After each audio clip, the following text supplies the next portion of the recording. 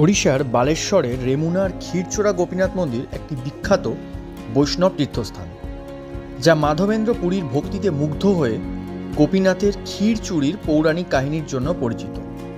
এখানে ক্ষীরচোরা মানে ঘন দুধ বা ক্ষীর চোর, এবং গোপীনাথ হলেন শ্রীকৃষ্ণ। মূল কাহিনী অনুসারে গোপীনাথ তার প্রিয় ভক্ত মাধবেন্দ্র পুরীর জন্য ভোগ থেকে ক্ষীর চুরি করে লুকিয়ে রেখেছিলেন।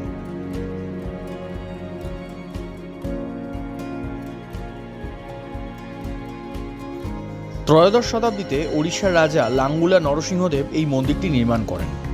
এটি একটি 15 শতকের ঐতিহ্যবাহী মন্দির, যেখানে মাধবেন্দ্র পুরীর কাহিনী অত্যন্ত শ্রদ্ধার সাথে স্মরণ করা হয়।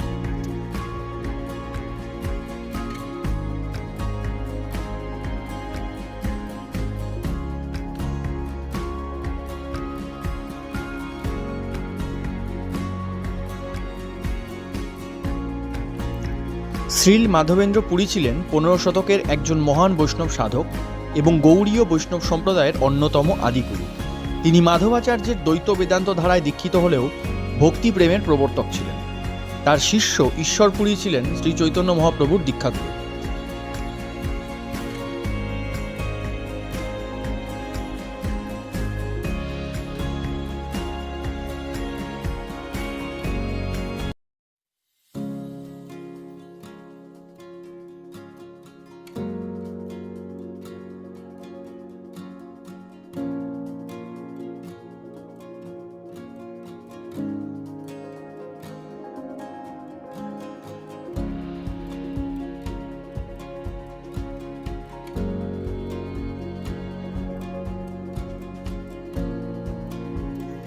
মাধবেন্দ্র পুরী যখন রেমুনাতে গোপীনাথের মন্দিরে এসেছিলেন, তখন তিনি ভগবানের ভোগের ক্ষীর পাওয়ার ইচ্ছা প্রকাশ করেন।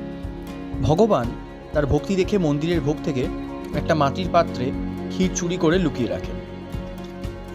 মন্দিরের প্রধান সেবায়িত প্রথমে ঘটনাটা বুঝতে না পেরে অবাক হয়, কিন্তু রাতে গোপীনাথ তাকে স্বপ্নে দেখা দিয়ে জানান যে তিনি পুরীর জন্য ক্ষীর চুরি করে রেখেছেন, কারণ তিনি ভক্তের ভালোবাসায় বাধা।